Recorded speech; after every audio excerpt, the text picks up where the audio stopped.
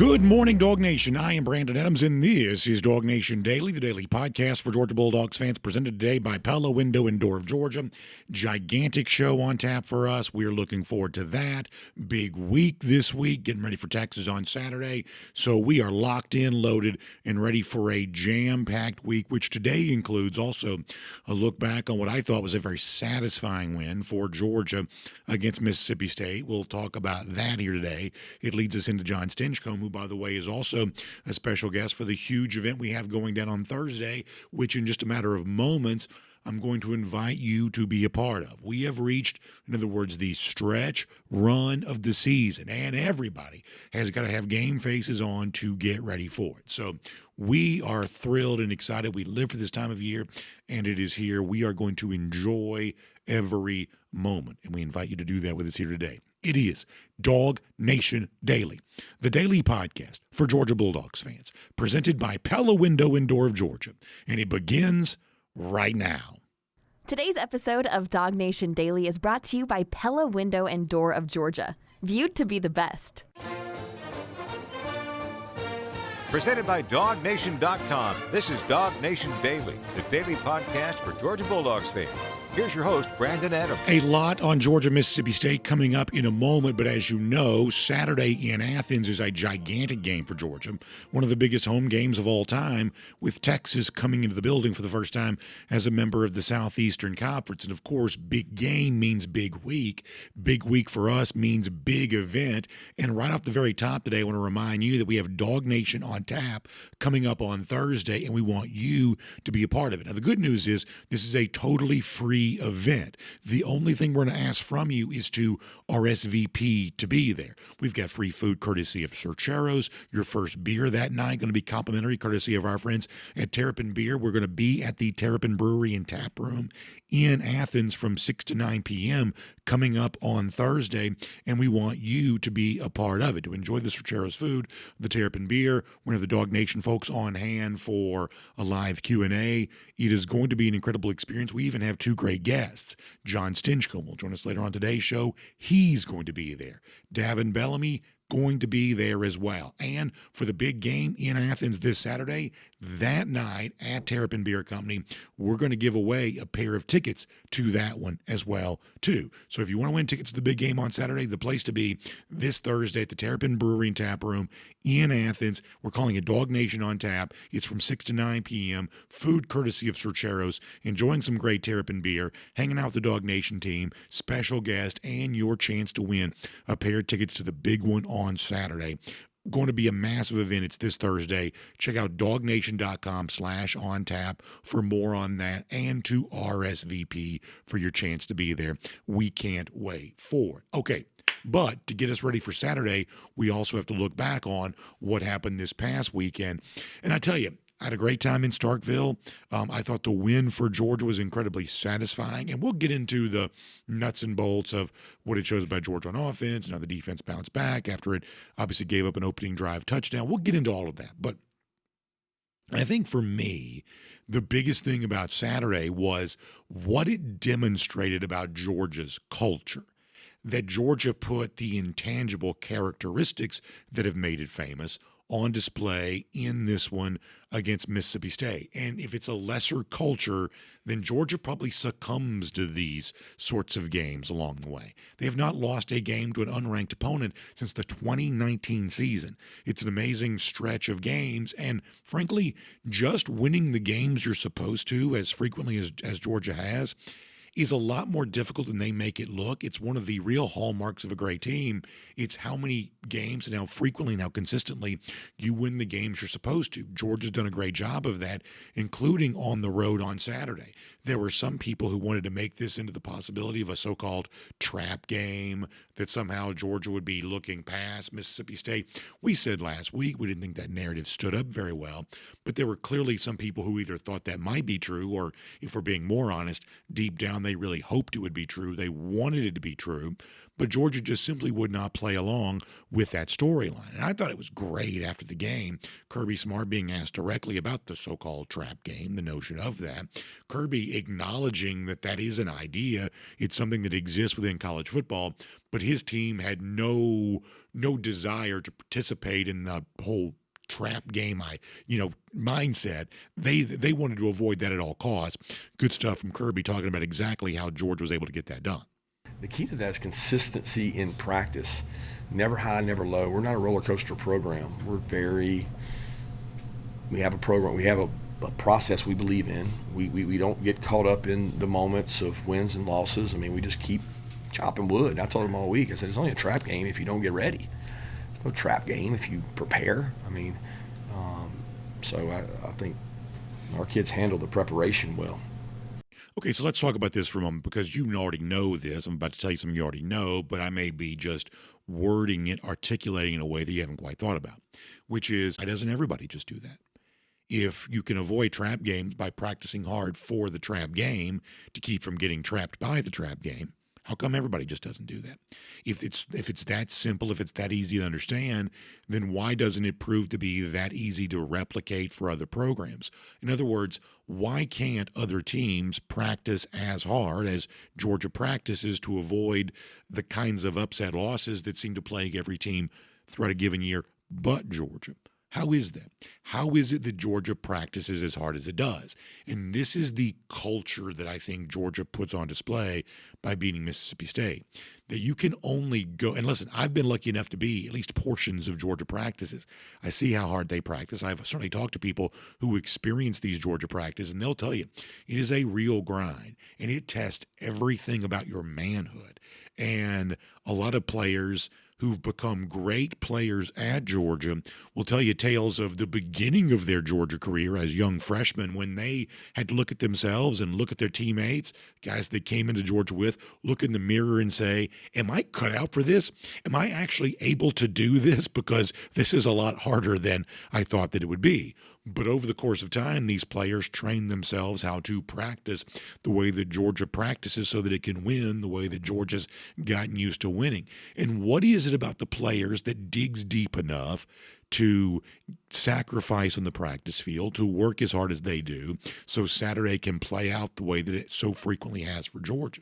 And this is where I think you get into something that is seemingly unique to Georgia compared to the prevailing culture that seems to exist other places around college football, that these Georgia players like playing for each other, and that there is a trust factor established in that makes practicing hard, even for the game against the unranked opponent, for a very early start and not exactly the most convenient conditions, that somehow Georgia can just thrive in that environment because these players like each other and they like playing with each other. That Georgia has gotten very good since it first won a national championship in 2021 in this era under Kirby Smart. They've gotten very good at cultivating the kind of connection that makes the moments we saw on Saturday possible. And Kirby Smart talked about that. He was asked, what is it that you like about this team, that you like about this game? What did you learn? And he, as he so frequently does, leans back into the way these guys like playing with and for each other. It shines on the practice field. You wouldn't practice as hard if you didn't feel that way. And it is put on full display on Saturday. And to explain why it is that Georgia just keeps on doing what it does, Kirby leaned on that, the fact that these guys are just happy for each other. They're happy being around each other. They like playing together. Here's Kirby Smart again. Togetherness, the thing we talk about, Mudita. I got Zach Branch making the number one block down the field for Noah Thomas's touchdown. I got Dylan Bell sprinting down the sideline for Noah Thomas's touchdown. We got Oscar Delp making a key block on Nate Frazier's long run. I mean, that's what stands out to me is the love that each player has for the other guy and celebrating that success. Look, this is not lip service. I really, truly believe that Georgia means every word of this. And yeah, y'all know I'm kind of corny. I'm kind of sentimental. Stuff like this would work on me. Stuff like this sounds good to my ears. I probably am into some of this kind of stuff, maybe more than some of you are. But I truly, genuinely believe that Georgia believes every word of what Kirby Smart just said. And I'll tell you how this has transformed me as a person. You know, there's a lot going on in college athletics right now. Did y'all see like the Zach Calzada video last week that has almost universally just been rebuked as one of the grossest things you'll ever see? Calzada is the Kentucky quarterback, been in college football forever, was at Kentucky, came for a pretty big NIL deal. He's had a terrible season. I guess he was getting some criticism online, and so he went to the bank, got a bunch of cash out, and starts counting the money on the video, mocking the person, I guess, that had criticized him, which, you know, it was a gross video. It was disgusting. And when a lot of people see that, and it's been universally condemned, but when a lot of people see it, their response is, boy, this just goes to show you the rotten condition that college football is in right now. And there's a part of me that sometimes wants to believe that too. Or if you saw the story that came out yesterday where like the Big Ten, at the behest of, or I should say, even against the wishes of a Michigan and a USC, probably going to move forward and take this private equity money, what some have called a payday loan, infusing the Big Ten with like $2 billion in cash because they're so desperate to make as much money as they can to put some distance between themselves and their competition, even if they're essentially making themselves into a debtor basically bringing on almost an owner to the league. Whoever, writes a check for $2 billion now owns you. They're willing to be owned in exchange for more money. And that makes you nervous. And you're like, what is college football becoming? This is almost becoming unrecognizable. And there's just going to be all these stories that are out there that it just seems so gross and makes it seem like college football is going into a bad direction. In some cases, it feels like a bad direction on purpose. And eventually the sport we've all known and loved won't even be recognizable anymore. And I'm not saying that all those concerns are unfounded. Some of them probably are, well-founded. But when you see what Georgia puts on display this season with what's been going on, I think you come to the realization that, no, through all the weird changes and the impact of NIL and transfer portal, Georgia still feels like Georgia. College football can still feel like college football, and the sport that we've always loved is still as lovable as it ever was, even with some of these really weird, in some cases bad things going on the periphery. The games are a ton of fun to watch on TV. It's still incredibly fun to follow your favorite team, and NIL's not ruining that, and transfer portal's not changing that. This is still as good as it ever was. The Georgia culture seemingly is still as strong as it was prior to the full proliferation of NIL and transfer portal and all the things that have obviously had an impact, but the impact hasn't wrecked Georgia from being what Georgia is. And there's maybe no better example of how true that point is than when it involves a guy like, say, Nate Frazier. Kirby Smart mentioned him a moment ago. I mean, the stuff that we got from Frazier, both on the field, he had 181 yards rushing, had the longest play from scrimmage thus far this year for Georgia on a 59-yard touchdown. But apparently his presence in the game for Georgia was also the perfect embodiment of the heart and soul that we're celebrating because of the way in which Georgia got this win. Let me start with Kirby Smart on Nate Frazier, the long touchdown run, and how quickly Smart, in discussing that, pivots to the work that was being done to help make that touchdown possible. Here's Kirby Smart. Yeah, he's been awesome, man. He works really hard. He and Chauncey both share the load. I think they cheer for each other, and there's the outside world all worries about which back's in, and we love both those kids. And really, I hate it for Dwight. He had a couple bad looks today. He had a bad break. A guy didn't make a block, and Dwight's one of our better running backs, and we got to continue to bring him and Josh along. But Nate had a great day, man. What a great day he had, and he was deserving. But let's give credit to Oscar Delp and Monroe and Ernest and Micah and Drew. Oh my gosh, Juan and Donnie. Like they blocked those plays up now. He was in the secondary quick, and that's elite blocking. So Kirby says a couple of things there. Great day for Nate Frazier. He and Chauncey Bowens are so happy for each other. We're also trying to find moments for Dwight Phillips and Josh McCray. In other words, the sense of togetherness that we just talked about a moment ago, even on a big statistical day for Nate Frazier, there are still other running backs that are just as happy for Nate, and they're all working together. Nate's just as willing to yield to them, to let them have their moments. That sense of togetherness comes through from Kirby Smart on that. But then he also says, and remember, the big, long touchdown for Nate Frazier doesn't happen if not for some great blocking. We need to make sure we give full credit to that as well. Well, once again, this is not just lip service. This is not just that's what a coach is supposed to say, and this is how you're supposed to feel. You're supposed to, deflect pride and praise, and you're supposed to give it to somebody else. No, apparently Georgia really does believe that. And apparently the person who was the most willing to make sure his offensive line and his blockers, including the tight ends and Oscar Delp, got credit for the big, long touchdown was Nate Frazier himself. Now, this is a little tricky to hear because this is post-game. There are multiple players talking at the same time. So you're going to have a little bit of room noise here. But Kirby says, hey, if you're going to give credit to Nate Frazier for the 59-yard touchdown, you got to talk about the blocking that he had. Well, listen to how much Frazier himself is talking about the blocking that he got on this, and listen to the extent that he goes to want to say these guys deserve all the credit for that. This is awesome from Nate Frazier. Take a listen to this. Oh my gosh, don't pay attention to my bus at all. Don't pay attention to me pulling the weight on 59 yards or 22 yards. Pay attention to my line. It was not me at all. It was my offensive line. I give all credit to my offensive line. They can be anything they want from me. They can say my NIL check. It's all like that. Whatever they want, they got it. It was not me. It was them. So listen to this now. I'm not trying to be too corny about this, but last week the entire college football world, some about that Zach Calzada video where he's basically flaunting his money for everybody to see. That's what he does with his NIL. What does Nate Frazier do with his NIL? He says, I want to give mine to my offensive line because of how well they blocked. He said, don't look, and he said this, don't look at me on that touchdown. Look at them. That was what they did for me. Y'all, that's what Georgia is saying after a win like that against Mississippi State. And that is a mindset that they can take with them into the stretch run for the rest of the season. I saw Josh Pate put something yesterday. Do you know that yesterday was theoretically the halfway point between the start of the season and the national championship game? There could still be a lot more Georgia football in our life before this year is done. And how do you make it through that grind?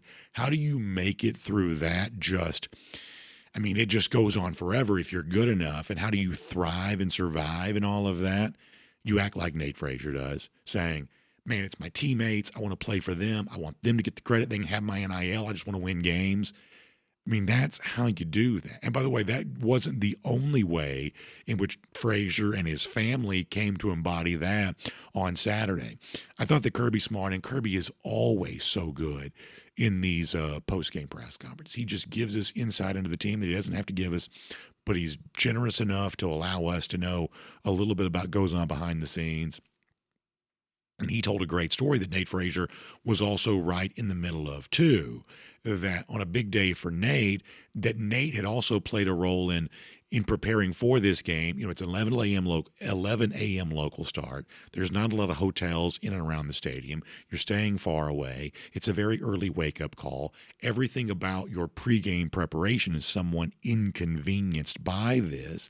So Georgia, as you're about to hear Kirby Smart say, had a very, what I think is clever idea, hearkening back to when these players were very, very young kids and they were having to wake up early. And listen, this is a stage of life that I'm in right now of my kids are doing stuff early on the weekends. You got to be there and you're just grabbing whatever breakfast you can and you're getting there and you're getting ready to go out and participate, whatever sport it happens to be. Well, a lot of people have an experience with this, including the current Georgia players. And apparently, and Kirby's about to tell this story better than I could, apparently that's what Georgia leaned on to get ready for this game on Saturday. You talk about culture. You talk about what it means to feel the sense of togetherness, playing for and with each other. Georgia just knows how to push this button really well. This means something to them. And listen to you may even get emotional even hearing it. Listen to how Kirby Smart told the story of what they did to be ready for a little bit of a weirder type of game than Georgia normally plays. This is strong stuff from Kirby, and it also ties back into the guy we thought was really the player of the game, Nate Frazier, on Saturday. Here's Kirby Smart once again. We did a cool deal where we reached out to a lot of the parents because we felt like Saturday morning was going to be a tough deal for us to get up at 6:50, and we had moms and dads and coaches and everybody reach out with stories and memories of these kids growing up playing Saturday mornings as 6 and 7 and 8-year-olds, and it was probably the most emotional video I've ever seen. And Nate's mother gave a great couple stories about Nate and what their routine was in the morning and how excited he was to go play. And I wanted to use that energy and that love for the game where it was pure to come into the day and let that carry over into the day, because it was like Pee Wee football. We're going to wake up and go play Saturday morning. And some of the moms did an incredible job sending in tape, and we made a montage of it. And it was pretty emotional for the players. I had several of them crying after the tape played. So if you're watching on video, as Kirby's telling that story, he's smiling. And it takes a lot to get Kirby to smile sometimes, but he's smiling as he tells the story. And if you're listening carefully, you can almost listen to and hear just the emotion of of thinking about that moment weighing on Kirby pretty heavy right there too. It's small, it goes by pretty quick, but there's a weight to those words that your kids only stay kids for such a long time. They're only little for a little while. And boy, when you're waking up early on a Saturday morning to get them to the ballpark or get them to wherever, it just seems like such a grind, but it's over just like that. And we all have our own version of that. And maybe that's what Kirby's thinking about as he's doing that there. But all the parents have their own stories with that. Those of us who are parents, we have our own stories with that too. But it's what you do when you love your kids, and it's what everybody does when you love the game. And that's what Kirby Smart also talked about there, is that we leaned on our love for the game to help us get ready for Mississippi State. And that matters to me, and it clearly matters to Georgia too. And I'm telling you right now, I think that's a perfect lead-in for what's also going to happen this Saturday as well. And I'm sure the Texas guys can tell their own story. Oh, we love the game too, and we do this, we do that. There is seemingly, though, a contrast between Georgia and Texas, that in this age of, as I mentioned before, NIL and transfers and all that kind of stuff, Texas just in many cases seems like a much more modern team than Georgia seemingly is. They have embraced the new landscape more than Georgia sometimes seems to want to. And it's working for Texas in some respects. They've been a Final Four team the last 2 years. They have a chance to be back in the playoff here this year.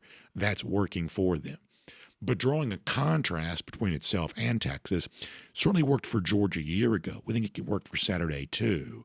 That Georgia's about more than just the NIL money and more than just the glory and the glitz and the glamour and whatever the world of college football provides you in this present day. Georgia's about a whole lot more than that. And maybe they don't win against Mississippi State on Saturday as easily as they do if they didn't know how to reach deep down and find that within themselves. And maybe to beat Texas this upcoming Saturday, they have to reach deep down and find that within themselves once again. But Georgia seems to be really good at doing just that. Here we are moving into November with a big stretch run on the way, big games on the horizon for Georgia. And it's what makes Georgia different that makes it good. It's what makes Georgia unique that makes it better. Better now than it was during the season, maybe better than its competition, and maybe still very much alive for a deep run in the college football playoff and a national championship as well. If it happens, what you saw on Saturday against a team like Mississippi State, that was the special characteristics of Georgia on display. This program, after all the changes in college football in recent years, they still have a very strong culture. And it's that culture that gets credit for the win they just got. My name's Brandon Adams, and this is DawgNation Daily podcast for Georgia Bulldogs, presented today by Pella Window and Door of Georgia. We are happy to have you, no matter how you get to us today. It's live on video 10 a.m. It's on demand on video anytime after that. Radio, Athens, Sports Radio 960, the Ref podcast, wherever you find them, including the world-famous DawgNation.com. Just really happy to have you with us here today. And a huge thanks to our friends at Pella Window and Door of Georgia who make it possible for you here today. Now, I got to tell you this. In addition to all the great stuff that Pella always does for us and all the great stuff they've done for our audience for a long time, they are doing something great here right now. And I don't want to move any deeper in the show until I make you aware of it, because it is time to act on this here at the moment. You know, at the end of the regular season, speaking of stretch run for Georgia and a chance to earn a spot back in the college football playoff, one of the games that's going to be the biggest on that is for Georgia against Georgia Tech. And our friends at Pella Window and Door of Georgia want to give you a chance to be there. And it is super simple for you to register for your chance to win this amazing prize, but you've got to act quickly. You've only got between now and November 14th to do this. All you need to do is reach out to our friends at Pella Window and Door of Georgia and just schedule a consultation with one of their Pella experts. You hear me talking all the time about the great Pella windows and the technological advancements that allow them to be so energy efficient while also looking great, making your home look better on the outside. It's the way that great homeowners are taking the best care of their home. We really believe that your windows probably deserve an upgrade. And if you want to take good care of your home and protect its resale value and all those things, upgrading to Pella windows is a great way to do that. But you get even more information and better information when you talk to one of those Pella experts. And for now, there's an incredible incentive to schedule one of these consultations with the Pella expert, because that scheduled appointment is going to be your registration to win a pair of tickets to Georgia Tech at the end of the season. It's Friday, the day after Thanksgiving, in Mercedes-Benz Stadium. Now understand this. It's not just any tickets. These are suite tickets. So you got food and beverage and everything else included. I think of Pella as a luxury brand because I think it's going to add a lot of, luxurious appeal to the home that you have. And of course, if a luxurious brand like this is going to do a giveaway, there's going to be a luxurious element to that. So you want to enjoy the Georgia Tech game in luxury, this is your chance to do that, because a Mercedes-Benz Stadium suite is no joke. That's a real live suite, and you have your chance to be there for it. But I cannot stress this enough. Today is November 10th. You've got between now and November 14th to register, or I should say to schedule your appointment, and that appointment becomes your registration to win the big prize here. So get your appointment scheduled before November 14th to register for your chance to win the pair of tickets to Georgia Tech in the suite that day. What an awesome experience this is going to be. We'll draw the winner on November 18th, but you've got to get registered by November 14th. So go to PellaGA.com/dogs to do just that. PellaGA.com/dogs to do just that today. What an amazing giveaway. Pella giving away a pair of tickets to Georgia Tech, but you got to get your appointment scheduled for your chance to win prior to November 14th. That's going to be a great experience. So I told you that we had the big event coming up this Thursday with our friends at Terrapin Beer Company. At Terrapin Beer Company, Jon Stinchcomb going to be a part of that. John's also going to join us here in a moment too. But prior to that, let's get ready to go around the doghouse. It's poured today by our friends at Dr. Pepper. And Kirby Smart had some fun on Saturday in the post-game press conference. We just heard the more touchy-feely side of Kirby and the great parent video they put together and how special and emotional that was and how moving that is. Kirby also reserves the right to be a little snarky every now and then too. And we don't, listen, I'm a pretty sarcastic guy myself, so we don't have a problem with that. One of the questions that came up was the so-called middle eight. You're probably familiar with that by now. It's what you do in the final 4 minutes of the first half and the first 4 minutes of the second half. And there's been a lot of statistical work done that, hey, if you can control the final possessions of the first half and the beginning possessions of the second half, it's those moments, because of the extra possession that can come for the team that deferred or just happens to get the second half kickoff, that all of a sudden you can build the extra score lead that potentially could have some margin and allows you to play with it for the rest of the game too. It's a very important part of the game. It's one of the most predictive things for how games are determined. I think there is some randomness to it, but nonetheless, it's a pretty big deal to coaches. Kirby Smart, in a very funny way, was talking about how much the middle eight means to him. This was very funny. And in doing so, also took a little bit of a lighthearted, playful jab at some of you for what maybe you've been saying. Kirby certainly has heard some of this. A lot of this is going to be the reference to the Zachariah Branch touchdown at the end of the first half. This is a very funny version of Kirby from after the game, talking about the end of the first half. Here is Kirby Smart. I love the middle eight. So proud of the middle eight. I think that was the difference in the game. We keep a stat every game of middle eight, and we've been good in the middle eight, and we were excellent today. But the middle eight is huge, and we work hard on that. And it was a huge turning point in the game there when we got them to jump off sides and cash in on Bobo's call on the screen. So for all the screen haters out there you go. Kirby at the end says, so for all the screen haters, that was a screen to Zachariah Branch on that touchdown at the end of the first half. And listen, the truth is it's been pretty quiet on the Mike Bobo front now for a good while. It certainly should be. But I'm going to give Georgia fans credit for that, because for the Georgia fans who, and I've always warned you on this, don't back yourself into a corner. If Georgia doesn't play well, if someone doesn't have a good performance, it's okay to mention that. We're not liars around here. This is not propaganda. It's okay to mention what's happening. But you always want to be careful that your criticism doesn't back you into a corner to the point where you can't fight your way back out of it. And all of a sudden now you have to root against your favorite team because you risk, just being ruinously wrong by how explicitly you've stated your problems in the past. You should be careful with that. You don't want to back yourself into a corner with any of this. But for the Georgia fans who did spend some time in the offseason and a portion of the beginning of this season critical of Mike Bobo, I think that rightly so. We haven't heard very much of that as of late. The Georgia fans that I'm aware of online, the ones that participate in our chat or, social media, things like that, they've mostly been pretty complimentary of what Georgia has been able to do offensively here this year.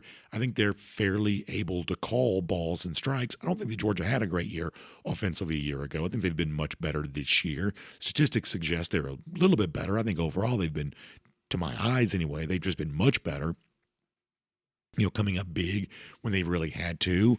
And I think that Mike Bobo rightly does deserve a lot of credit for that. I think for Georgia fans, they've been willing to do it. I think that Kirby Smart's within his rights to say, my gosh, y'all have impacted my quality of life by criticizing my guy, and in some cases my guys, as much as you have. Kirby having a little bit of a longer memory on that. I think he's within his rights to say that. I do. And this is one of the reasons why, for those of you who, sometimes take your criticism to a next level, becomes a big part of your online persona. In some cases, it becomes your personality of, oh, so-and-so's the Bobo hater, or so-and-so is always bringing it back to a hatred for this or hatred for that. Just remember, these guys hear it, and these guys know, and I don't think you want to put yourself on the other side of someone like Kirby Smart, who's obviously won at Georgia as much as he has. I just think that it's fine to criticize, but I think you want to be careful to how far you take that, because these are human beings, and they are going to notice, and they are going to pay attention, even if they pretend they don't. Of course, they obviously do. But as I said, it's been mostly quiet on that front as of late because Georgia's been doing very well offensively. So much so that folks even outside the bubble of DawgNation are starting to notice that as well. I thought this was interesting from Cole Kubelik, SEC network analyst, who wrote on X this weekend, not enough people are talking about how good of a job Mike Bobo is doing with this Georgia offense. Well, I think the Georgia fans are talking about that right now. Maybe nationally it isn't getting enough attention, but it probably should. I do believe this Georgia offense right now is humming along in a very strong way. We've praised Nate Frazier a lot today, but I'll also remind you of this. On Friday's show, I said, thus far this year, Gunnar Stockton has played better than the quarterback he's going to face this upcoming Saturday, Arch Manning. I said, but it would be nice if Gunnar could have as good a game against Mississippi State as Manning had against the other Bulldogs in his last game that he played against them 2 Saturdays ago. You remember I said on Friday's show, well, lo and behold, if he didn't just about do it, Manning had an eye-popping stat line against Mississippi State. Gunnar came pretty close, a combined 300 yards almost between passing yards and rushing yards. He also threw for 3 touchdowns, which was what Manning did. Manning threw a pick against Mississippi State. Gunnar doesn't hardly throw a pick against anybody. So, yeah, this is a Georgia offense that is humming along right now in a very strong way. I trace a lot of this back to the performance of the offensive line. I think they've been very good as of late. They were extraordinary on Saturday, making an overmatched team look the way an overmatched team is supposed to look. And yeah, it's time for Mike Bobo to get some of his flowers. He's been getting some of that from Georgia fans. Even some of the folks who were critical earlier have given an about face, as they should, to their credit, not too much ego, to be able to now say, you know what, Mike Bobo actually has done a pretty good job. Kirby Smart is noticing some of that, and he's within his rights to do so. But all seems good and very well with this Georgia offense. It's being observed by Georgia fans, and maybe you'll get some observation from those outside the DawgNation bubble too. And we'll make that around the doghouse, poured today by our friends at Dr. Pepper. We love Dr. Pepper. I was enjoying some yesterday. It's a long trip coming back from Starkville. So late Saturday night, I'm pretty tired yesterday. That means as I'm resting and just trying to recuperate, I'm getting that little pick-me-up from the delicious one-of-a-kind flavor of Dr. Pepper. It's a big part of my football weekends. It's a big part of everything that I do. And we love the connection that Dr. Pepper has to college football, the Fansville commercials, the fact they want to be a part of our show here and around the Doghouse and DawgNation Daily. It's something I take a lot of personal pride in. And my invitation to you is to check out Dr. Pepper for your own game day needs and to make every game day weekend as much fun as it can be. So as you're going to your local Kroger or wherever you're doing your grocery shopping, pick up the rich one-of-a-kind flavor of Dr. Pepper, whether it be the more traditional flavors, some of the special flavors like the blackberry and the blackberry zero sugar that are out there right now. They've even got some more stuff coming as we move into the new year. And just make sure you always check out the delicious one-of-a-kind flavor of Dr. Pepper. Look for the Fansville commercials. And, of course, don't forget, as you head towards the postseason, a lot of chance to interact with Dr. Pepper, too. We love Dr. Pepper, and we're proud to have him as a part of Around the Doghouse. We're also proud to have Jon Stinchcomb here today, both for DawgNation Daily and this upcoming Thursday for our big DawgNation on Tap event. So, for all of that and more, let's talk to Jon Stinchcomb right now, here today on DawgNation Daily, presented by Pella Window and Door of Georgia.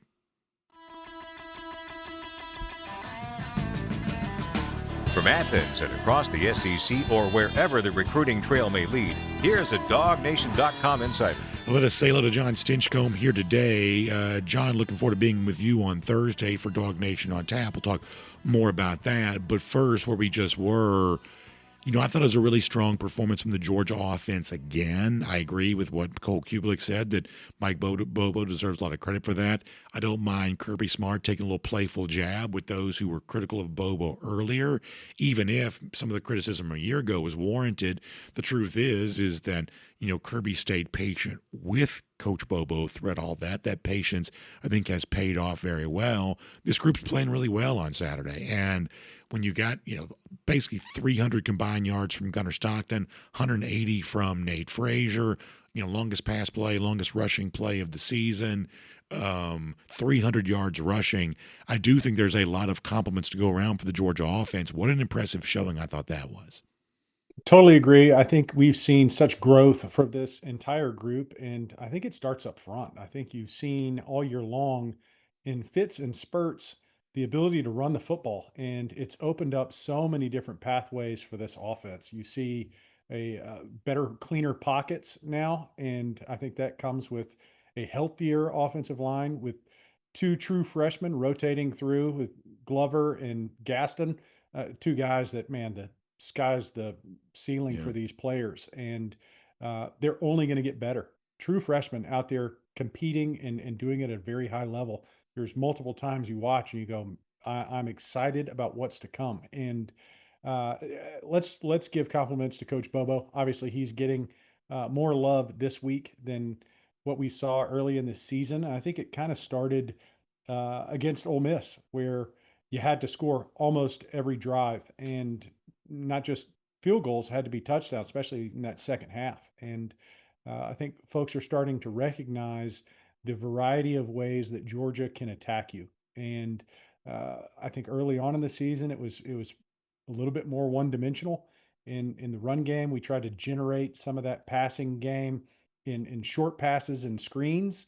And now we're able to stretch the defense a little bit more now that we have more time in the pocket to threaten defenses over the top. So it's almost as if this offense is coming together at the end of the season. You've seen the growth, you've seen the development, and you're seeing what they're capable of with all aspects kind of complementing one another. And by far the best performance, obviously a lesser opponent in Mississippi State than what we've seen and what we will see. But the concepts are there. The improvement is there, and the execution was certainly there on Saturday.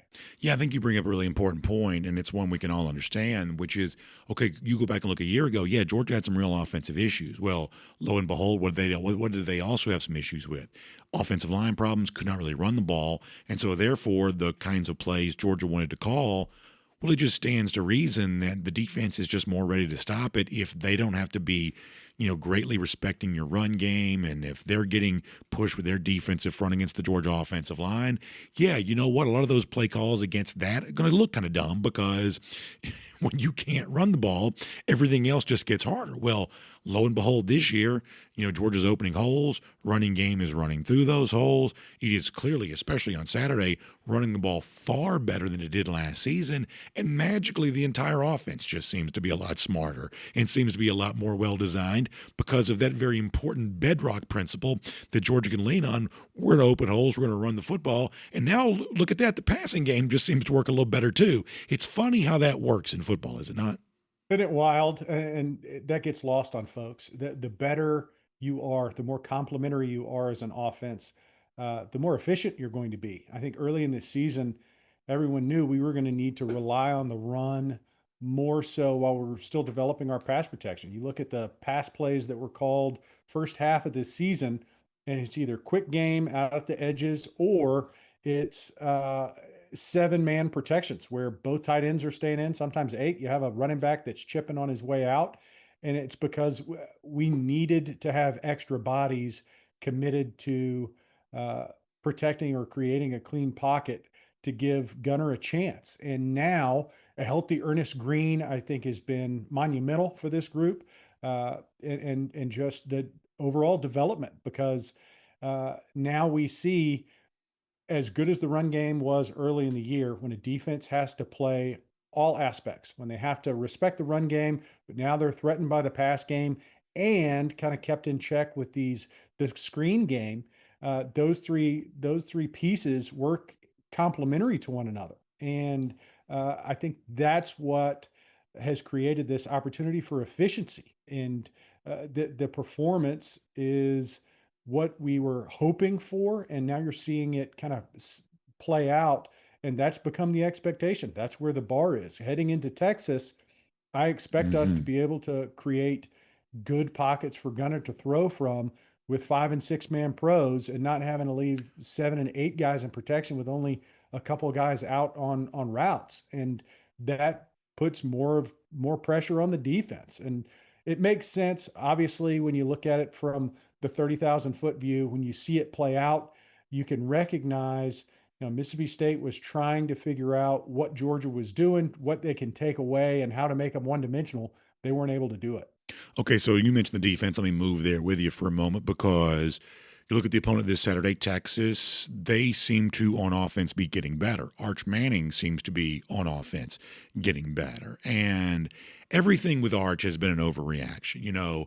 Clearly the hype before the season began, that's so silly. Some of the stuff that was said about him prior to that's really almost unfair to him. And then obviously he didn't play anywhere close to that to begin the season. And then that created, I think, a different overreaction of all of a sudden now he doesn't even belong on a football field anymore. And that's almost as bad an overreaction as some of the hype was to begin the year. Well, now on Saturday this week, he's just a quarterback who's playing better for a team that also seems to be finding some footing too. Texas, ranked 11th by the playoff committee last week, is very much alive for a chance at the college football playoff with 2 really big games on the horizon for it before the season is done. But if we would say, well, Arch is getting better, the Texas offense therefore is getting better, have you seen enough to also say, you know what, maybe the Georgia defense is getting better too? Because there seems to be evidence on both sides of that. On the one hand, well, they mostly shut down Mississippi State on Saturday, but boy, Mississippi State marched down the field in that opening possession. Same thing with the Ole Miss game where, okay, Georgia completely, not just shut them out, but it kept them from getting any yards in the fourth quarter, but obviously gave them a chance to feast in the first 3 quarters. There's information seemingly on both sides of this topic, but there is an aspect of which, you know what, I do think, even in light of some pretty serious injuries, Jordan Hall, blah, blah, blah, I think this Georgia defense may be figuring out a little bit. What do you think about the matchup between Nat Unit and Arch and the Texas offense for this upcoming Saturday? Yeah, you hit on a couple points there that I'd like to dig in a little bit deeper. Please. And, there's similarities between Georgia and Texas. Obviously, they have loaded rosters with talent, but a lot of it was unproven and needing reps out there on the field to get better. I think the fact that Arch Manning was deemed a uh, first round, first pick in the draft coming up without even taking, consistent starter snaps was an injustice to him. And he's not alone. I think Georgia holds those same standards for our players, where maybe not in the quarterback specifically, but across the board, we've had such high expectations. I think of our cornerbacks. I think of Ellis Robinson and DeMello and some of the other guys that maybe have had limited snaps, where you come in and you're like, oh man, he's not playing like an all pro out of the gates. And yet, throughout the season, they've gotten better. And I think that's the storyline is both programs have been able to get really talented players wearing their helmets and donning their gear, and they still need to get better. There's still improvement. And that's what we've seen from both teams is talented rosters, high expectations, probably did not meet those early in the season, but now are playing much better football. And that statement holds true for both teams. Texas is better today than they were week one. Georgia is better today than they were week one. Both sides of the ball, defense included. Obviously, the injuries hurt. I think losing Jordan Hall, even though he was rotational, and we've got a number of other defensive tackles that come in, I think he's a difference maker. I think that doesn't help us. The overall unit, the fact that we're able to get 2 sacks pretty early on, even though it came from inside linebackers who are getting praised, but still not as heralded as I think they should be. CJ Allen, Raylan Wilson, week in and week out have been, in my opinion, the backbone of this defense. The way that they can cover the field sideline to sideline, run game, pass game, their presence is felt every weekend. And I think that only makes our group stronger as the secondary comes along and matures with some of the younger pieces. When you replace the number of guys that we did from last season to this season, there's going to be a little bit of a learning curve there. There's going to be growth. And now they are playing much better ball. I think there's more consistent presence in the front line. We still don't generate the pass rush that I'm sure anyone would want just from that front line on a consistent basis, but there is growth, there is maturity across that group, and it's 2 arrow up programs right now that have high expectations, and it's going to be one of those SEC battles that 2 heavyweights throwing haymakers on Saturday. And I'll maybe take it a step further than you did when it comes to Raylan Wilson. This is a guy that I just think to begin the season was really overlooked, if not completely forgotten. And some of this is because, and this is just a natural, I think, human tendency, but Georgia fans get excited about what's next. And guys like Justin Williams and Chris Cole, who may have been 2 of the best backups in the entire country. Crazy to think that. I'm excited for them too, right? Exactly. Yeah, I mean, they're super athletes. They're fun to watch. Yeah, it's not necessarily anybody's fault, as you're saying. Like, it's not someone's fault that Wilson got overlooked. There's just an enthusiasm of, oh gosh, look at this Justin Williams. Oh gosh, look at this Chris Cole. And you can only talk about so many people without somebody, kind of being on the outside looking in. And Raylan was just overlooked. But my gosh, what a season it appears that he's having. And he was, once again, John, he was everywhere on Saturday. Yes. And we ask so much of our inside backers. Yes. Run game, pass game, the way we structure our defense, we demand them to make a lot of plays, and they have to be able to run. And more importantly, we can't miss tackles. We can't miss tackles in those scenarios, and very, very rarely do they. And I think that's the piece that's most impressive to me is the consistency of getting, whether it's a receiver, they're closing on the edges, covering tight ends in the pass game. We ask them to rush the passer in a lot of the blitz concepts that we employ. But more than anything, their ability to diagnose in the run game, make tackles has been a difference maker for this entire team. So let me shift to this just for a moment. I just don't think that people maybe understand, maybe it's just hard to explain. just how unique of a skill set it is that a coach like Kirby Smart, who's as tough-minded and embracing the physicality of football as much as he does and pushing his players to be as hard and as tough as they can be, also has the other gear to say, how do we get them ready for an early start? And what if we did a video with parents about, back when they were little boys and getting into the sentimental part of it too? Like, to be able to have both those gears, I think for a Georgia program is pretty amazing. And I do think what some people kind of think of as a touchy-feely aspect of togetherness and playing together and, what it was like when you're a little boy and now you're doing this at college football level, but you basically approach it with the same, innocent love for the game that you once had. Georgia just seems to be really good at that. And I do not think every other college football team has necessarily the same willingness to embrace that or emotional intelligence to be able to embrace that or something. I don't think every team goes about this the same way that Georgia does. I do think this is part of Georgia's special sauce. And I do think Kirby describing it as well as he did after the game helps explain why it is that Georgia just wins the types of games that it wins on Saturday as frequently as it does.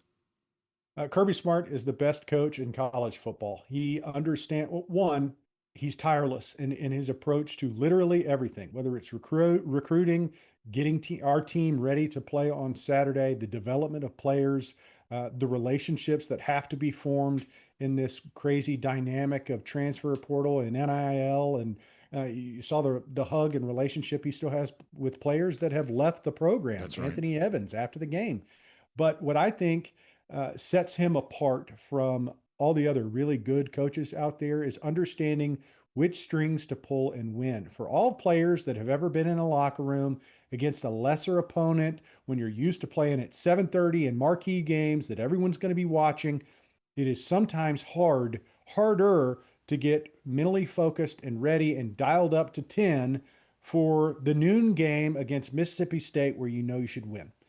And for a coach to recognize and be able to employ an approach that gets players to appreciate those opportunities, to recognize that this isn't a trap game. This is an opportunity for us to go out and play a game that you love, that we practice so very hard. Georgia practices as hard as anyone in the country.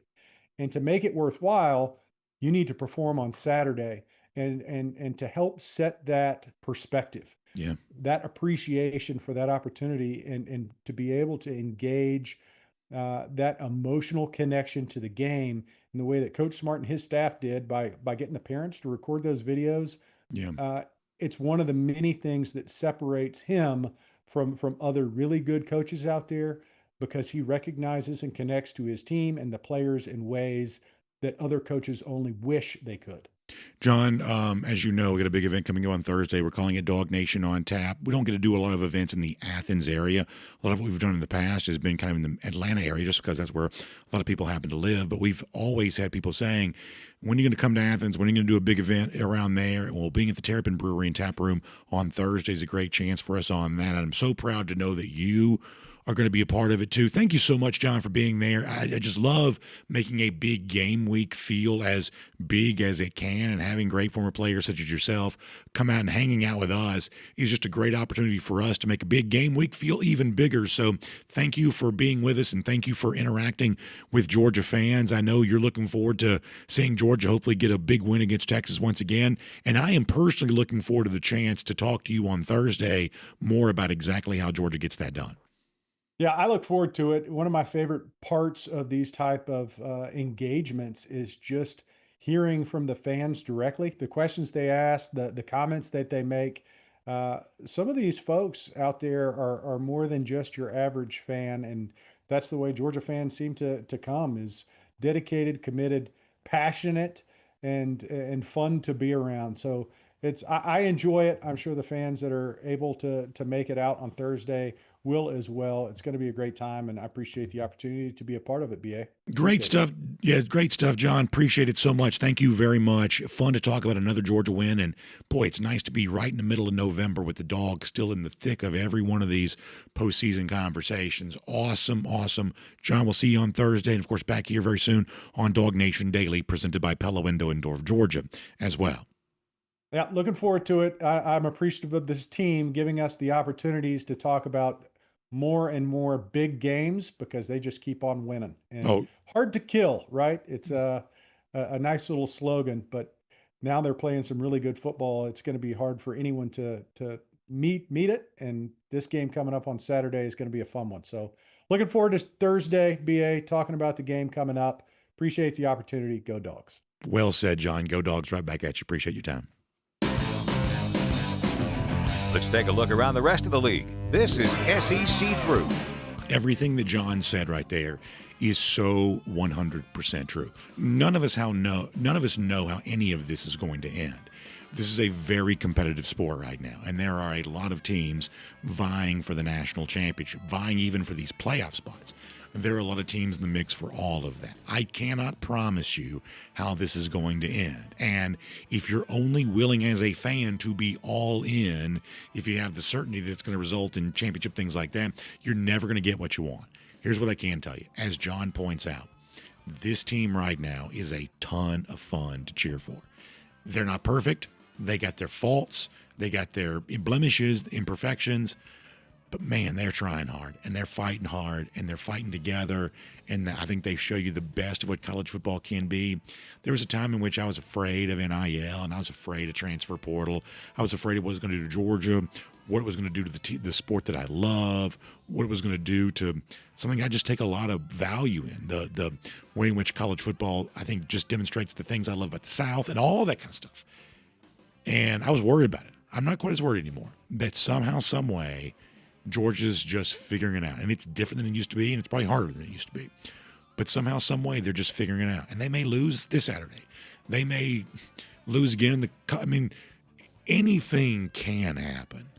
But, man, I feel very all in on this team right now. I hope you do, too. Before we move on, let me do a couple of things. Thing number one is this.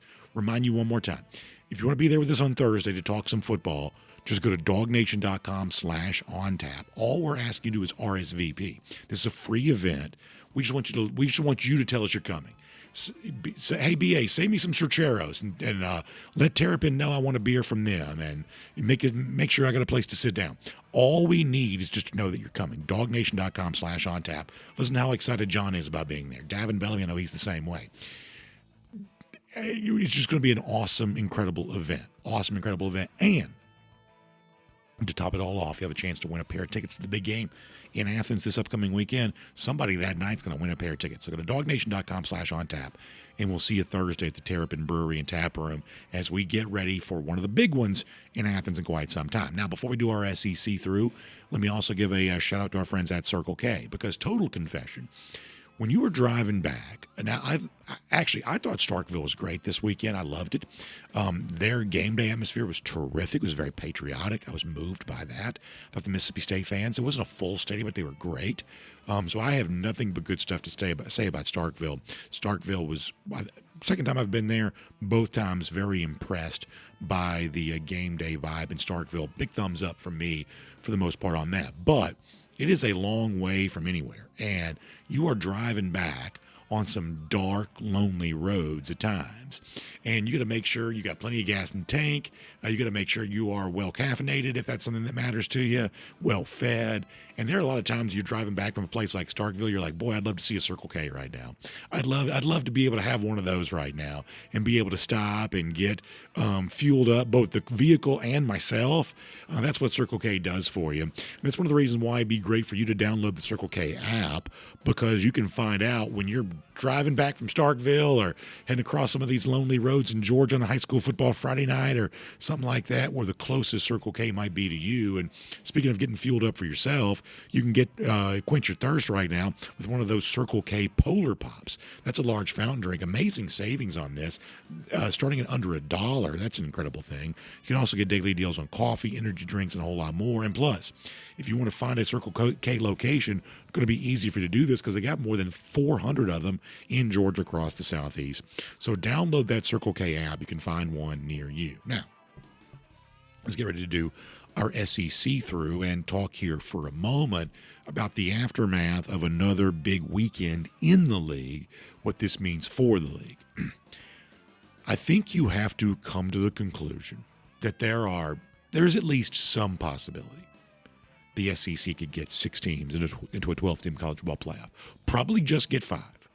But there is at least some chance the SEC gets 6 teams or could be worthy of consideration for 6 teams in the college football playoff. Let's talk about a couple reasons why. Starting with this. What an absolute mess for the ACC after the weekend. Miami beat Syracuse, but Miami essentially locked out of the ACC title game, or at least they were. I'm assuming they still may be. But now you got Virginia losing, Louisville loses.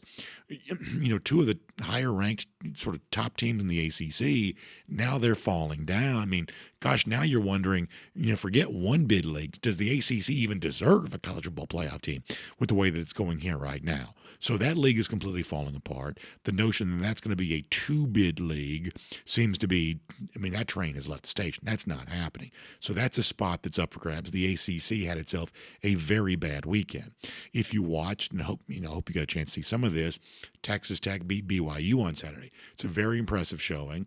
Lubbock was on fire for the game. Game Day was there. By the way, Game Day not coming to Athens on Saturday, going to Pitt, Notre Dame instead. Weird choice, but nonetheless. Lubbock was on fire this weekend.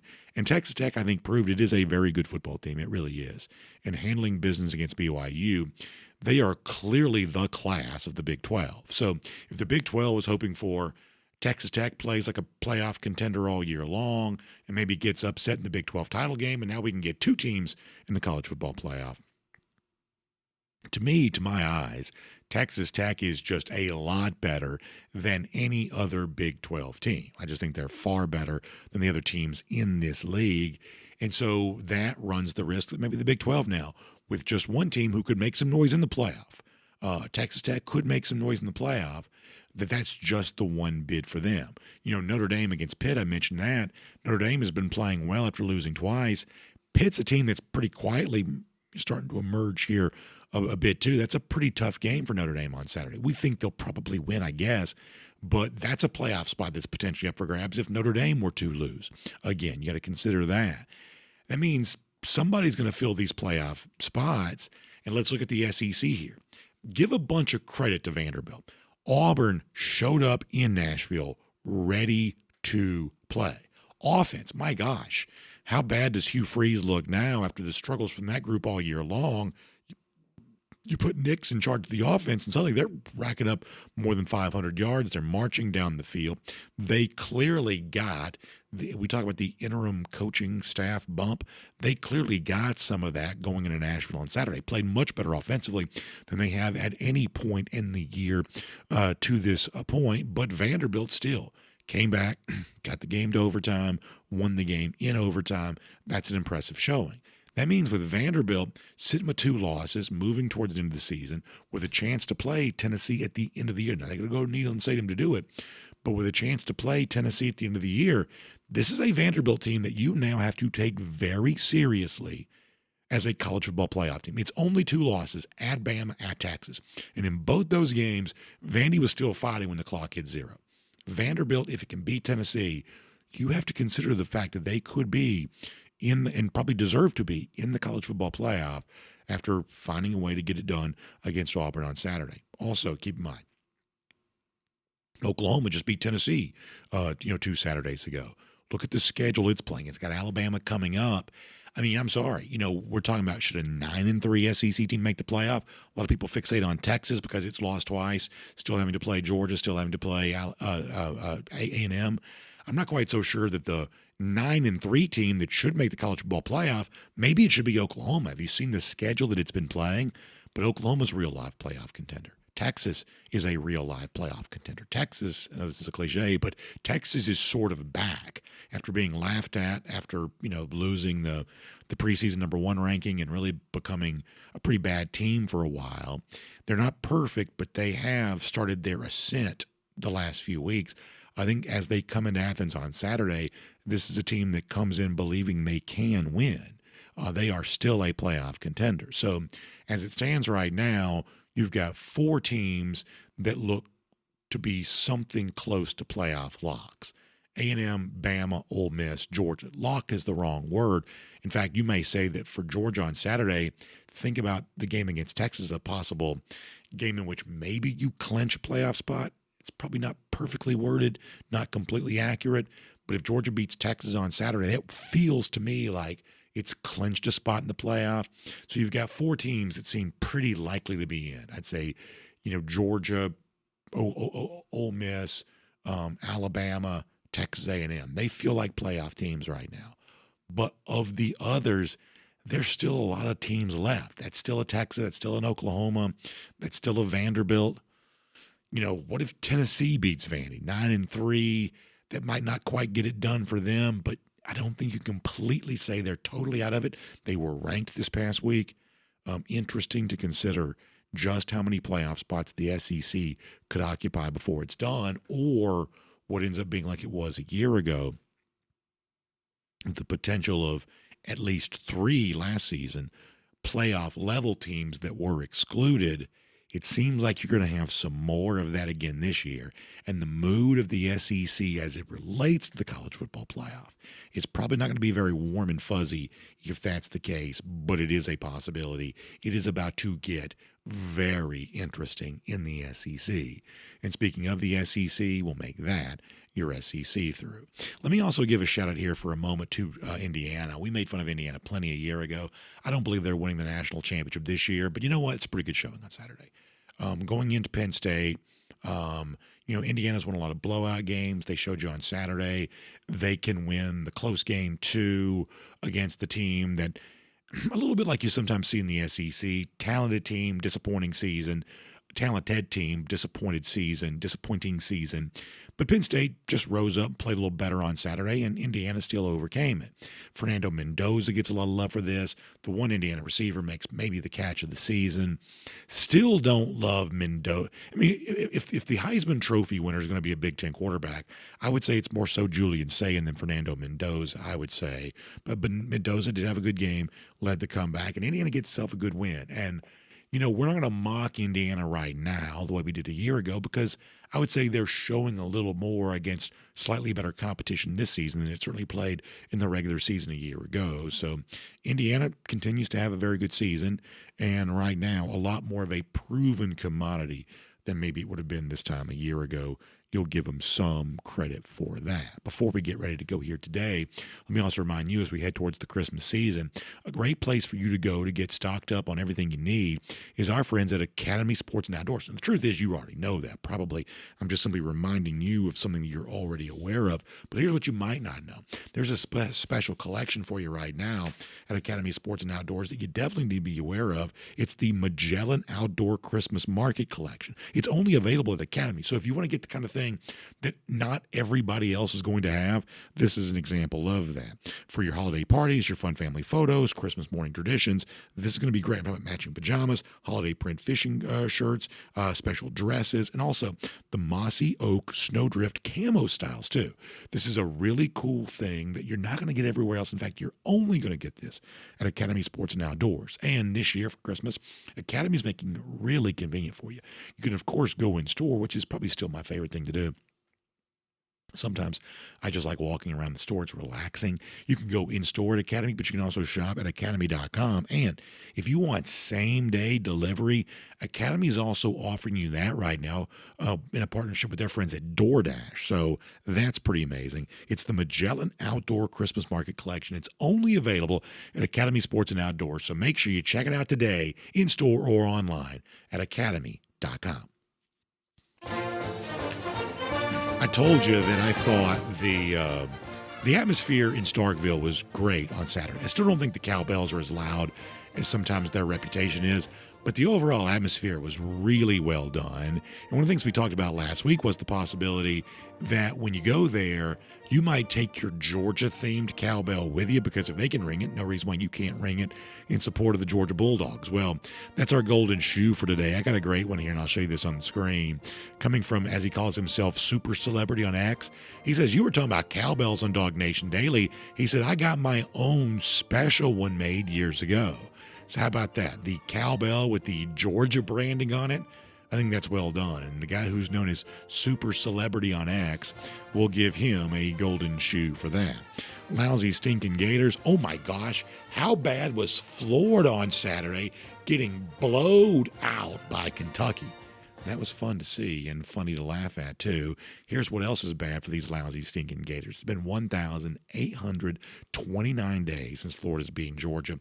That's our Gator Hater Updater. We're going to do something fun when we get to 2,000. That'll be here before you know it. But for today, we'll call that our Gator Hater Update, and we'll say thanks for being here. DawgNation Daily, presented by Pella Window and Door of Georgia.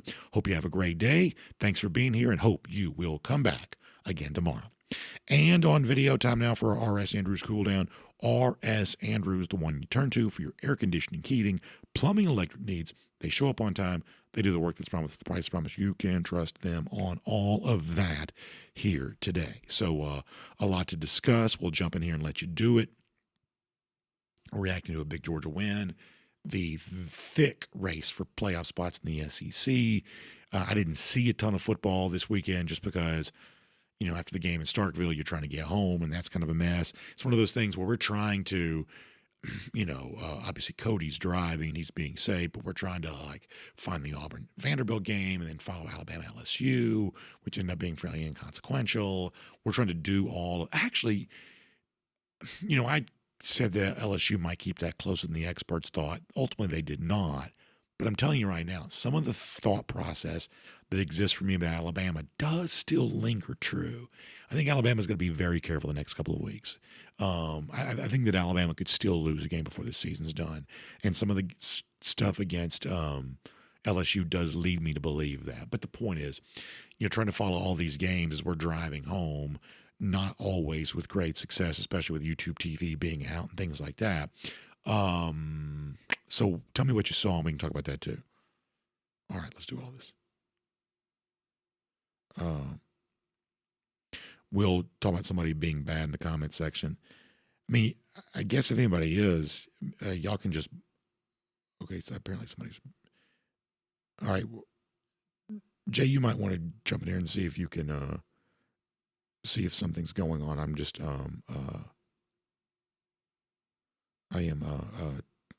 people are saying something about the YouTube comment section.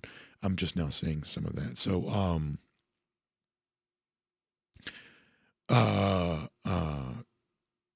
let's see what else is going on. Somebody asked about tomorrow being Veterans Day. Yes, we will be here. There are essentially 4 days that we don't work: Thanksgiving, Christmas, 4th of July, Memorial Day. Those are the 4 days we don't work. 4th of July, Memorial Day, just because it's the summer and it's a nice warm weather holiday and it's kind of a low-key time. Other than that, President's Day, the holidays that take place during the year, certainly during the football season. We work on Labor Day, for instance. I'm not the world's biggest Labor Day fan as it is, but we work on Labor Day. And yes, we'll be here on Veterans Day. In fact, I was going to make mention of this on the show tomorrow. One of the greatest sources of pride that I have is the number of veterans and current active duty armed service men that participate in this show.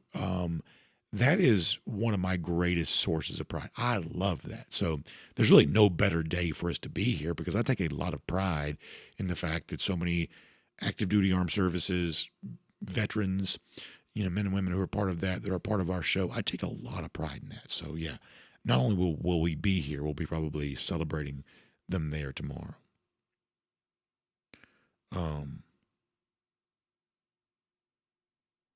Let's see what else. G. Gray says, I can't stand Pavia and Johnny football. Yeah, I mean, listen, Pavia's got his personality's probably a little bit of an acquired taste, and I get that. I do have to respect what Vanderbilt's doing this year, what it has done this year. I do have to respect that. I do. And somehow the Pavia personality seems to be providing a spark for Vanderbilt overall, and I got to respect that too. Wyatt Fielden says, when are you coming to a basketball game this season? Hopefully soon. My problem with basketball and baseball and these other sports that I love is my kids just have so much going on. It's hard to find a free minute. They're both essentially practicing every night of the week now. And I'm glad they are, because if they weren't doing that, what would they be doing? Sitting around doing nothing. So I'm glad that they're active. Very happy about that. We don't take any of that too seriously. For us, it's more about being around teammates and getting some activity. And um, uh, I'm not crazy sports dad necessarily, but man, they're both so busy. My gosh, that I don't get to come to basketball and baseball and the other sports as much as I might like. But I have been following this basketball team thus far this year. Jacob Wilkins had another amazing dunk yesterday at the windmill dunk against Morehead State. So I love it. I love what I'm seeing from them. Aaron Brown says, make sure you drop a like. Remember, that's a go dog always. Aaron, thanks for doing that. I'm not always great at encouraging people to do that kind of thing. I should. I appreciate that. Thank you very much. I very much appreciate that. Lance D going back to the Zach Calzada thing. Yeah, it's a bad look. It's bad. It makes college football look bad. It makes Calzada look terrible. And listen, here's one of the truest things in life, that you will find this out the hard way. Pride comes before the fall. Full stop. Inarguably true. What that means is pride gets punished. When you are big ego, when you make your personality about whatever it is that you think that makes you better than other people, that will eventually lead to ruin. And it's not always public, right? I mean, sometimes you see very prideful, arrogant people, and it seems like they live their whole life without ever getting punished. I'll be honest, you don't see their private moments. You don't see how they die. You don't always see every aspect of every person's life. But I can tell you, inarguably true, pride gets punished. And these massive displays of ego that we sometimes see in sports, it is not pretty. It is not pretty, and it's harmful for the people who participate in them. It is.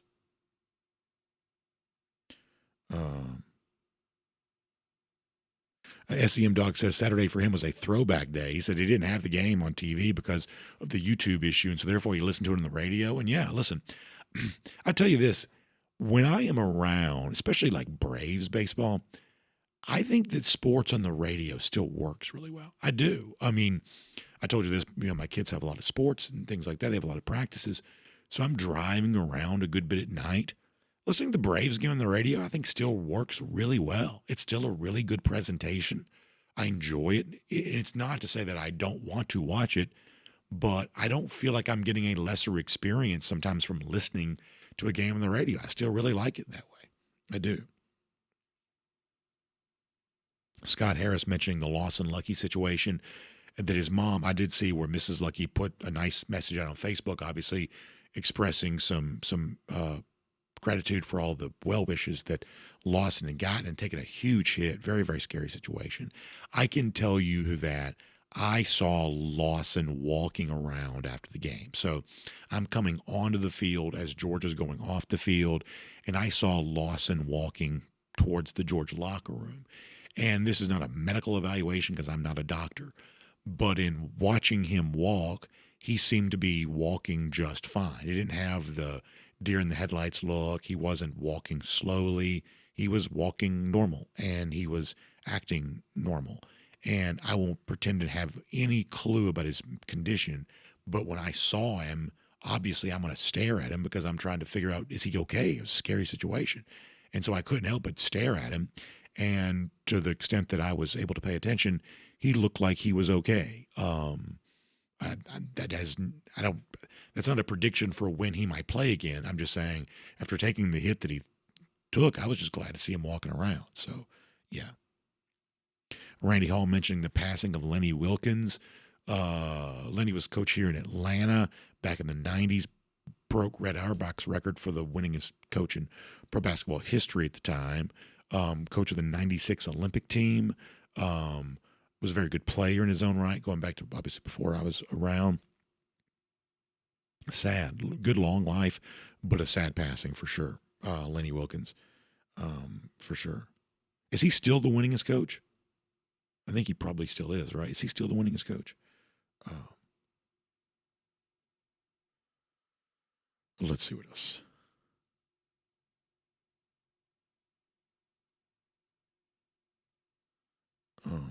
What else is going on here?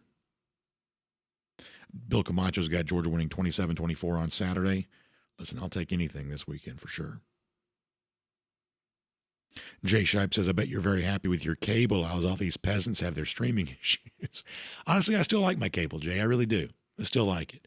I don't watch a lot of regular TV anymore. If you know how like after a long day, you plop down in the chair and you pick up the remote and you just flip it on to see what's on. For the most part, if it's not a game that I know I'm going to be watching, I am clicking into one of the platforms, a HBO Max or a Netflix or something like that. I don't watch a lot of live TV other than sports anymore, but I still think the cable technology is pretty good technology. I do. I think it works pretty well. And what I've noticed is for a lot of people who have switched to the ESPN app, it seems like they're not liking that interface very much. From that standpoint, the cable interface still works so much better. And look, I'm a big believer in this, that ESPN for its standalone service is charging $30 a month. I think that's a teaser rate. I don't think ESPN can break even on $30 a month. I don't think they can. I think eventually it's going to be, if I had to guess, $50 a month, which is, $30 a month is already very expensive. So I think that traditional TV providers are a little bit of a check against the uncontrollable price increases. I think the cable, I'm not really for anybody in these disputes. I'm not. But, this notion of, well, we can just cut YouTube out of it and go to ESPN. I'm not quite so sure ESPN's the good guy in all this. I'm not quite so sure. I don't know that there is a good guy, but I certainly am not ready to say that ESPN is the good guy. A quick fact check. Please. Greg Popovich, number 1. Popovich. Nelson, number 2. Lenny Wilkins, number 3. Okay, so that makes sense. So Popovich is number 1. Jay, who's number 2 now? Don Nelson. Don Nelson. How about that? Popovich makes sense. Nelly, a little bit of a surprise. He had some good years near the end of his coaching career with Golden State, so that may be what got him over the top. I did not realize he had surpassed the Wilkins total. Popovich makes all the sense in the world, though.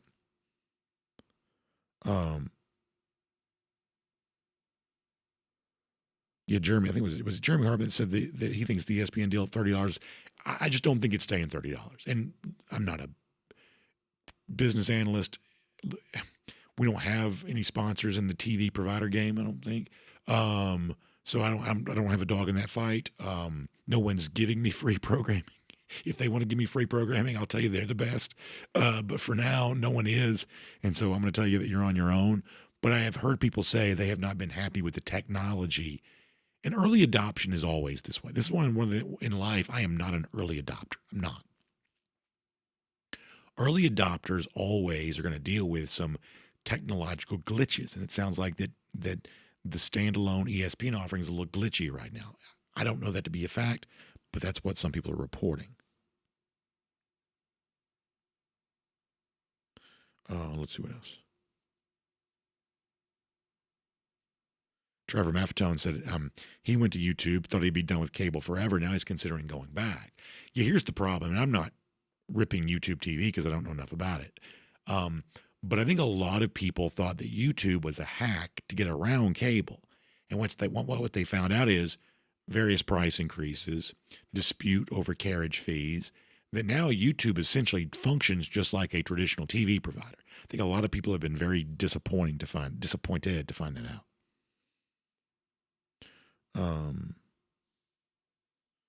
Let's see what else.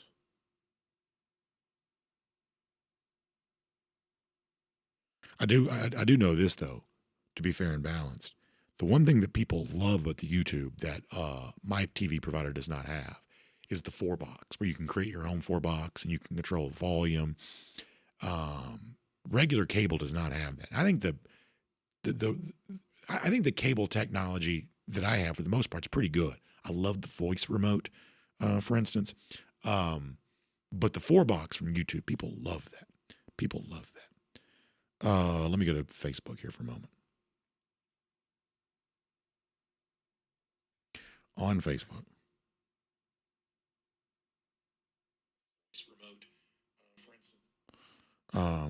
UJ Marine says that YouTube's not the only one to have disputes with the carriers.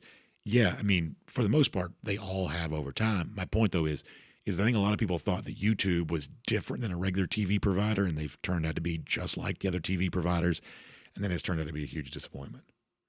Jennifer Stevenson Fleming says cable's way more expensive. I will tell you this. We do pay just through the nose. I don't know exactly how much it is, but the other day my wife told me, and I was flabbergasted because it's cable, it's internet, it's all the add-ons because we have all those platforms, just about all of them. It's so expensive. Oh my gosh, is it so expensive? Ken Holcomb says on Facebook, it's going to be a big game Saturday. 2 quarterbacks that are drawing a lot of attention. I'll take Gunner because of the intangibles. He just deep down is a better football player than Arch Manning. I like that. Joseph Kennedy says that Gabe Harris hits you like a truck. Boy, he really does. Harris lays some wood. He does for sure. Matt Rugavina says his wife signed them up for a provider years ago, and I demanded that she change it back. He says cable's getting pricey. He goes, but I didn't want streaming satellite. Yeah, I don't necessarily have a preference between what you call like satellite or cable. I didn't like having the thing on my roof, but I don't think now they even have that anymore, do they? I don't have a preference between one or the other. At various times, I've been happy with both. I do think depending on where you live, and once again, this is not an ad. I don't care. I don't know enough about them to know. But I think depending on where you live, you only get one choice of cable company. I don't think all cable companies are created equal. I think that some of them have better technology than others, I think. But you don't have any control over that. Wherever you live, you've only got access to one cable company. And I don't think all of their technology is created equal. Jim Blair looking forward to a big run through the playoffs with the Colquitt County Packers. Good luck there on that. Traveling up to Houston on Friday to take on Mill Creek. That's going to be a fun one, Jim. I'm glad to have you checking in today. That's going to be fun. Let's see.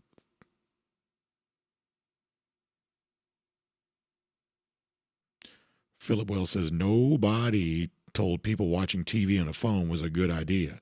The public itself bought the idea of it being a good idea.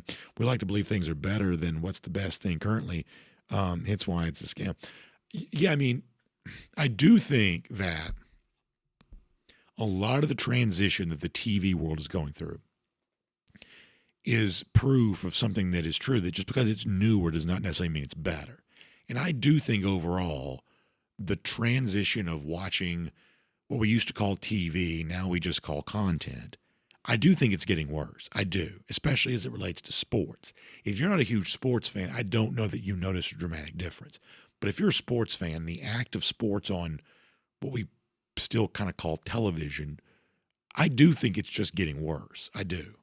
I mean, I saw where Portnoy was from Barstool was complaining about this. He likes to bet horses. Whichever streamer was showing the horse race of the day, they're 3 minutes late. And he said that he couldn't even bet the race because the race was essentially over before the streamer was showing the race. And there's been some people are saying that about the ESPN platform, that what they're calling live is 90 seconds behind because of how the ads are serviced on it and things like that. That's not good. Whether you bet or not, you'd still like to think that what you're watching is live, but it may be like a minute and a half behind.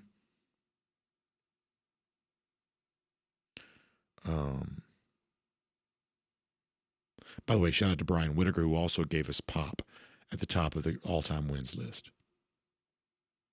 All right, how about a couple more comments? We'll get ready to go. Gary Holt shouting out Raylan Wilson. Yeah, what a good game he had. Jennifer Stevenson Fleming says, I don't have any delay. You don't have any delay that you know of. Some of this is hard to tell. Because here's what I can tell you. From being in games every Saturday, for some reason, just the regular delay is getting worse than it ever used to be. Now, this is kind of a first world thing, but in the press box for a long time, one of the only good things about being in the press box is you can watch the game in real time, and then you can look and watch the TV monitor, and then most of the time, the game, at least it used to be about 5 or 10 seconds behind real time. So you can watch the real play, then you can turn and watch the actual play now being televised. So it's always been true there's a little bit of a 10-second delay or something like that. That's one of the reasons why it's hard to listen to the radio and watch TV at the same time. There's always been a little bit of a delay. I can tell you from being in stadiums and watching on TV at the same time, the delay is getting worse, where now you watch the play in real time, you look to the TV, it's so far behind that by the time the TV catches up to the play you just saw, now the next play is happening here. The delay is getting further and further. But the way in which the streamers are serving pre-recorded ads, pumping them into the broadcast, at least I'm being told, that's also pushing this stuff a little bit later too. That a lot of people that are watching these things on streaming are not seeing anything that's any close to live. And if all you're doing is watching it, then you may not care, although social media may be impacted, trying to follow on social media at the same time. But if you're trying to live bet a football game, or in, what's his name, Portnoy's case, trying to bet a horse race, boy, that's a big difference. Craig Jones says the ratings for Georgia Tech is going to pop on Saturday night. Yeah, the YouTube TV outage, if it still occurs, will have some impact on that. But you got to assume it's another 10 million game. And, I'm telling you, the Big Ten is having some issues. Now, they may have the national champion this year. Ohio State may be the best team once again. Could very well be. But the Big Ten's having some issues. And apparently one of the reasons why they're seeking this capital infusion of the private equity money is because apparently there are some of these Big Ten teams that are facing some debt, and they need to pay off some of that debt. Their TV package has not been great. They're going to an unequal distribution of revenue. They want to, because some of the Big Ten teams just don't draw any money on TV. Man, the SEC by comparison, could this product be any hotter on TV? You got to think 10 million people are going to watch Georgia, Texas. You got to think it. So yeah, it has been another gigantic year for the SEC on television. As somebody who has been pretty critical and very skeptical of the ABC, ESPN product, you got to admit they've done a good job televising these games. Randy Hall asked me if I saw Ladd McConkey and Matt Stafford's performance this weekend. I really didn't, to be honest. I did, I guess, hear a little bit about it. I heard Ladd got way behind the defense on one of those plays. But the truth is, I didn't watch. I was exhausted yesterday. I did not watch any NFL. Did not watch. Did not watch the Falcons get beaten Germany. Did not watch anything after that. I play with my kids mostly. Luis Castro says, do you think the players and fans will remember that even after beating Texas twice last year, they were ranked number 1 in the SEC? That stadium better be rocking.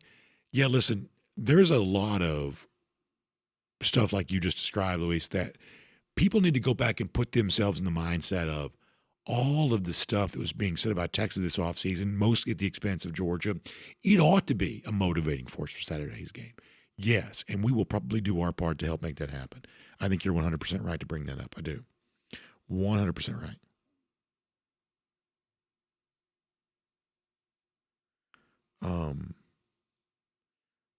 Brian Whitaker says it's snowing at his house. Brian, that's amazing. Amazing. It's going to be cold here in Georgia this week, too. All right, let's see what else.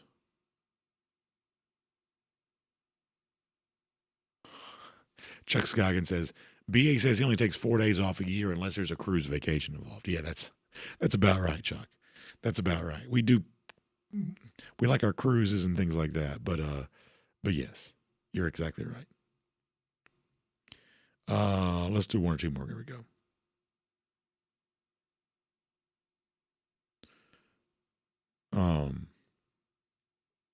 UJ Marine on the subject of the Texas revenge angle, too, after losing to Georgia twice a year ago. I'm certain that's big for them as well. They obviously don't want to lose to Georgia 3 times. I saw where one of the Texas accounts was complaining about having to play Georgia so frequently, given the fact that A&M still only played Georgia once. I thought it was an interesting line of thought moving into the game. Christy says it's flurries up in LJ. That's amazing. I love that. That's great. What if it snowed for the game on Saturday? That'd be wild. That would be wild. Chris King says Tech is overrated. That's probably true.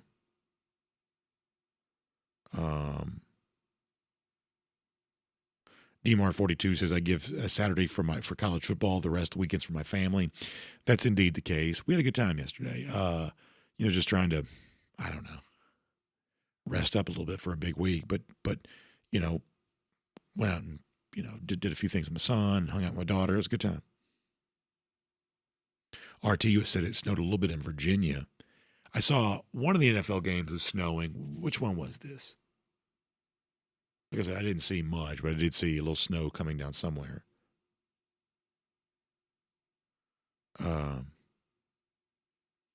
right, we're going to get ready to go. Jeremy Arbin says it's 32 in Savannah right now. That's cold. That's cold. Yeah, I put the fleecy quarter zip on today, but when I got here and started walking around, I was like, boy, I almost need another layer on top of this. Yeah, Jeremy Smith said there was snow for the Bears-Giants game. That's right. I did see some of that. That's right. All right. Yeah, SEM Dog also remembers some of the stuff that was said. The idea that the SEC now runs through Austin, that was said. You better believe we're going to remember all of that. You better believe it. All right, we got to go for now. Y'all check out RS Andrews online, rsandrews.com. Air conditioning, heating, plumbing, and electric. They show up on time. They do the work that's promised, the price promised. You can trust them on that. By the way, speaking of being cold, that means heating systems are about to be working overtime. And if you're not quite so sure your heating system can make it through the winter that's on its way, get the peace of mind you need by getting yours tuned up to factory fresh specs. Find out more online at rsandrews.com. That is rsandrews.com. They'll tell you how to get new life out of your old heating unit, and that's a great way to save some money. We appreciate them doing that. We also appreciate you being here today for DawgNation Daily, presented by Pella Window of Door of Georgia. Thank you for being here. We hope you'll come back again tomorrow.